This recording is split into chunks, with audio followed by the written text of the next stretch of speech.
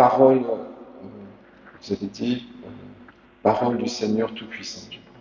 Enfin, toute la toute-puissance de Dieu, dont nous rappellerons qu'elle est dans la faiblesse. Puisque si c'est Dieu qui appelle, écoutez, on peut être sourd à l'appel aussi, quoi. Donc, l'appelant est toujours pauvre. Donc la toute-puissance de Dieu, elle est du côté de cette vulnérabilité qui caractérise la Trinité et qui caractérise quelque part la création et notre vocation. Donc, vous savez pourquoi je dis ça? Parce que certains m'entendent souvent. C'est pas pour ça que je le dis, hein. C'est ce que je vais répondre, ce que je vais développer comme habituellement, à savoir que nous sommes appelés, donc nous nous rendons disponibles à cette grâce que Dieu souhaite nous accorder librement, et cette grâce est transfigurante. Alors, l'Épître aux Éphésiens nous disait, quand lui, non, ça c'est le prologue de Saint Jean. Alors, il nous disait, nous avons été bénis et comblés des bénédictions de l'Esprit au ciel dans le Christ, choisis dans le Christ, prédestinés dans le Christ, dès avant la fondation du monde. Je ne le retrouve pas, enfin on l'a entendu, voilà, dès avant la fondation du monde. Donc ça veut dire que de toute éternité, la création a une vocation, elle est orientée, et pour qu'un accomplissement soit possible, hein, c'est la fin de l'Épître aux Éphésiens, qui est un cantique que nous avons dans la liturgie des heures, hein, régulièrement, et donc qui nous dit afin que toute chose soit récapitulée dans le Christ, celle du ciel et celle de la terre. Donc ça, c'est la dimension de la résurrection qui est signifiée. Voilà. Alors, donc on a reçu les arts de l'esprit, c'est ce qu'on nous a dit à la fin. Voilà, nous y avons cru, hein, bien sûr, hein, la conversion proclamée par les disciples. On a reçu les arts de l'esprit promis. Donc c'est un acompte sur l'héritage. C'est dit un peu comme ça. Et puis, en vue de notre rédemption, l'alliance du savoir. Donc ça veut dire que donc c'est une marque indélébile, hein, c'est la marque de l'Esprit Saint, donc c'est notre baptême. Pour que nous soyons saints et immaculés devant sa face. C'est la robe du baptême. Voilà. Donc cela nous rappelle que, ce que vous savez, nous sommes le corps du Christ. Cette réalité est en nous. Elle est de toute éternité. Dieu a créé, on va pas faire de darwinisme, hein, mais Dieu a créé l'élan créateur, puisque c'est Dieu qui donne l'impulsion. Bon, en tout cas, c'est comme ça que les croyants l'interprètent. Si c'est Dieu qui en est l'auteur, évidemment, la création, elle va vers une croissance, un accomplissement. C'est logique. Il y a une intention derrière l'acte créateur. Mais cette intention est tributaire d'une liberté qui est la nôtre, à savoir si Dieu appelle et appelle sans cesse, hein, donc il n'a pas appelé qu'Adam ou Jésus et les apôtres. Enfin, Dieu a appelé les apôtres et Jésus nous a rappelé, il nous rappelle aujourd'hui que nous sommes tous appelés. Beaucoup d'appelés, peu d'élus, je vais remonter aussi. C'est-à-dire que la réponse est libre. Il y a toujours ce flou qui permet librement, si la création est à l'état brut, et oui, il faut bien qu'il y ait une mutation et une transformation. Et il faut bien que vous soyez convoqués dans votre liberté. C'est le mariage. Ça s'appelle une vocation. Hein. Vocaré, c'est appeler. Hein. Alors, si Dieu appelle et que nous répondons personnellement, transfiguration.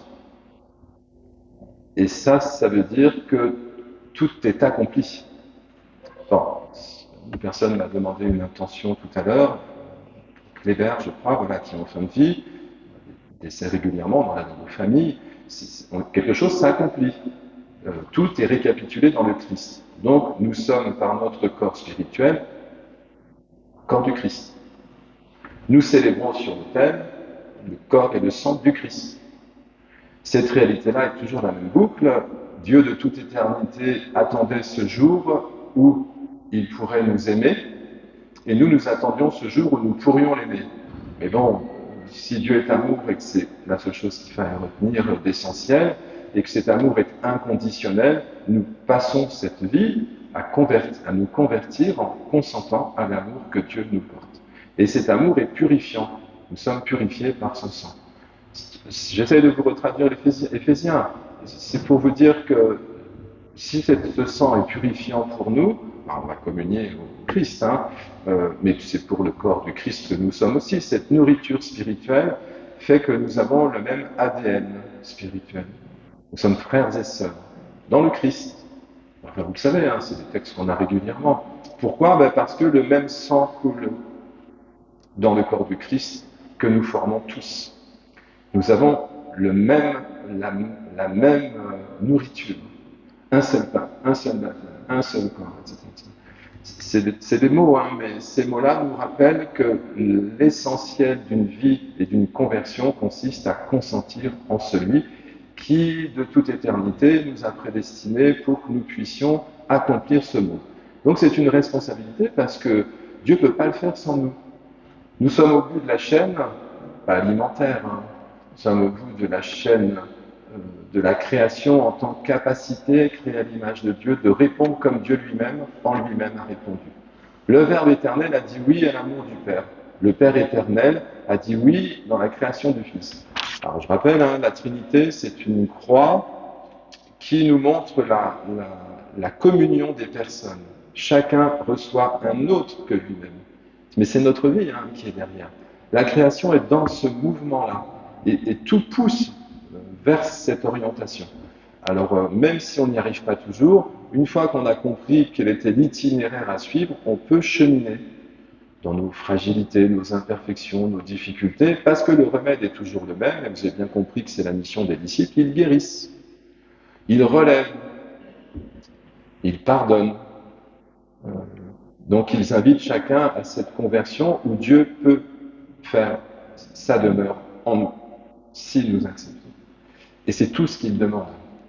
Mais c'est pas le plus difficile, c'est parce que nous sommes en église, hein. Donc on est venu, et on vient parce qu'il y a un profit spirituel, humain, pour nous, pour nos familles, etc. Mais le plus difficile, c'est d'accepter que Dieu puisse nous visiter en toutes circonstances. Il est appelant, sans cesse. Il est purifiant, sans cesse. À la seule condition d'accepter d'être appelé, purifié, sanctifié, etc. Mais c'est tout ce qui est demandé, en fait. Non, parce qu'on rajoute toujours des choses, hein, des commandements, des trucs simples. Non, l'essentiel est que si Dieu de toute éternité nous aime, est-ce que tu veux bien être aimé? Si tu dis oui, cet amour te transfigure parce que le sang du Christ coule en toi. Et peu à peu, le corps spirituel grandit, encore une fois, jusqu'à une récapitulation complète dans le Christ. Et ce jour-là, dit Saint Jean, nous le verrons tel qu'il est parce que nous lui serons semblables. C'est-à-dire que vous aurez les yeux que Dieu a. Nous verrons. C'est pas possible, hein, dans ce corps-là. Mais nous nourrissons ce corps, hein, et la foi nous permet de garder l'équilibre. Parce que vous avez bien vu que Amos, en gros, on l'expulse, quoi, hein, le prophète, dans la première lecture. Mais évidemment, parce que si vous dites, ok, ben moi je fais confiance en Dieu, j'accepte qu'il puisse me conseiller, m'inspirer, éventuellement me relever, il y a des personnes qui vous diront, mais écoutez, vous manquez de courage, hein, monsieur. Vous pouvez le faire par vous-même, essayez de... On n'aime pas, la vulnérabilité n'est pas valorisée dans le monde. Voilà. On nous a pas trop demandé à l'école de faire de mauvais trimestres, ce qui est bien, hein. Mais je veux dire par là que le sens profond anthropologique de toute personne, elle est quand même dans sa capacité à être aimée, à recevoir, à écouter. Les disciples n'ont rien fait d'autre, hein. Si vous avez retenu ça, vous pouvez aller de dimanche en dimanche, hein, c'est toujours la même recette, hein. Voilà. On change un peu les ingrédients, mais ce qui va permettre d'accomplir quelque chose, tient la présence du Christ au milieu de nous, que vous priez dans votre chambre ou à la messe, ou sur votre trajet pour aller travailler, ou pendant vos vacances, de toute façon, la transfiguration s'opère de nuit et de jour, que vous dormiez, que vous soyez éveillés. Donc Amos dit, ben écoutez, moi j'y suis pour rien. Dieu m'a appelé et j'ai rien demandé. Donc ça, c'est la marque de l'appel. Il n'y a pas de prérogative, il n'y a pas de plan de carrière. C'est juste que Dieu a choisi. Voilà. Il vous a choisi. Il nous a choisi. Et puis on a perçu son amour et on a dit, ok, du coup c'est mieux avec lui pour l'itinéraire à parcourir. Et donc le prophète, c'est un pauvre. Hein. Mais Jésus est pauvre, hein. Vous vous souvenez. Hein. C'est pas comme ça qu'on nous l'a présenté. Hein. Jésus, il est le pauvre. Pourquoi? Parce qu'il est complètement ouvert au don du Père. Il faut être pauvre, hein, pour ça. C'est des béatitudes, hein. Heureux les pauvres de cœur, le royaume des cieux est à eux. Heureux ceux qui pleurent, ils seront consolés. Vraiment, l'Écriture, si vous retenez que sans cesse, elle va nous rappeler ce que nous oublions, c'est-à-dire qu'il faut laisser Dieu entrer dans la maison pour qu'il puisse y établir sa demeure. Eh bien, nous nous entraînons. Ça s'appelle des exercices spirituels. Hein, des compétitions sportives en ce moment, Tour de France arrive bientôt. Voilà. Et puis alors, donc on fait des études. Hein. Bon, des exercices intellectuels, mais il faut faire des exercices spirituels aussi. Ça ne veut pas dire qu'on va dans une communauté jésuite et qu'on fait des exercices Saint-Ignace, hein. Ça peut être une des options possibles. Ça veut dire que nous respirons dans l'esprit. Et ça, on peut le faire partout, tout le temps, parce que Dieu, il est partout, tout le temps. Il appelle partout, tout le temps. Il nous transfuse sa propre vie partout, tout le temps. Bon, bah, c'est pas un programme que pour les vacances, hein, c'est pour la vie. Et donc, bah, écoutez, nous sommes heureux que ce chemin soit parcouru, que les disciples... Alors, je ne vous parle pas de la poussière, sinon vous ne serez jamais sortis à midi. Mais il y aurait des choses à dire. Voilà. Non, je n'en parle pas. Là, parce qu'ils secouent la poussière de leurs pieds. Et puis Jésus leur dit, c'est un témoignage. Et nous sommes faits de poussière, en fait. Hein. C'est la Genèse. Hein. Non, alors c'est afar en hébreu, la poussière. Quand Dieu fait de l'homme, il resserre de la poussière. Alors, mais c'est là où il ne faut pas que je développe, peut-être. Si vous voulez, c'est un tout petit peu, alors, mais pas trop loin. En fait, c'est la poussière, si vous voulez, c'est tout votre potentiel. C'est comme une espèce de poussière d'énergie, on pourrait dire. Quelque chose, alors on ne fait pas du New Age, hein, mais je veux dire voilà, que le texte dit que Dieu resserre quelque chose dans la Genèse pour que l'Adam arrive. Et l'Adam, son job, vous le savez, hein, c'est de dire oui à Dieu. Voilà. Ça, il faudrait développer, mais on ne va pas le faire. Mais par contre, ce qui est intéressant, c'est que supposons que nous ayons un certain nombre de potentiels parce que Dieu nous a créés ainsi, qu'en faisons-nous? Elle peut servir pour deux choses, soit pour accueillir, c'est la croix, hein, accueillir le don que Dieu nous fait, soit pour consommer tout. Mais c'est deux postures très différentes. Voilà. La convoitise n'est pas bonne, on le sait, mais on peut utiliser aussi ce potentiel humain que nous avons pour cette orientation-là. Où on peut se convertir, et la conversion va faire que quelque chose va s'unifier en vous. Et par exemple, c'est ce que je rappelle de temps en temps, le sacrement du mariage, l'homme quittera son père et sa mère, il attachera sa femme, on va dire, et tous deux feront une chair une. Ok, mais ça, c'est pas que le couple, hein, même si c'est l'image qui le montre à l'extérieur. Chacun est appelé à être unifié, jusqu'à l'unité parfaite, on dit dans la prière eucharistique. Mais cette unité, elle dépend de quoi? Mais que vous êtes en communion avec celui qui nous unifie. Ça veut dire que nous sommes rassemblés dans tout ce qui fait la beauté d'un être humain, et tout est transfiguré et va construire votre corps spirituel parce que vous êtes ouverts à Dieu. Cette conversion-là fait de vous des êtres uniques, unifiés. Ce qu'on disait de Saint Benoît d'ailleurs, on a fêté c'était quand 11 juillet. Les translations, les reliques, comme je suis un ancien bénédictin, et Saint Benoît était unifié. Il habitait avec lui-même.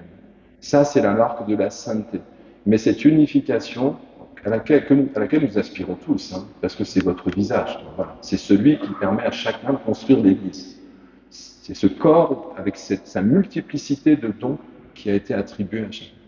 Quand nous vivons cette dimension-là, on la recherche, puis c'est un chemin, hein, mais quand nous la vivons, de fait, vous êtes en communion. Et ça veut dire unicum avec vos frères, avec vous-même, pardon, j'aime en communion avec soi-même, hein. Alors avec vos frères, vos sœurs et avec Dieu. Mais tout est relation, et il y aura toujours ce prérequis qui est une conversion. J'accepte que Dieu rassemble moi qui suis tenté par la dispersion, loin de Jérusalem, si vous voulez. Voilà. J'accepte que Dieu me ramène jusque dans le temple, saint que je suis, parce que vous avez reçu l'Esprit à votre baptême, et vous êtes temple de l'Esprit Saint. Et ça s'appelle le Christ. Jésus-Christ.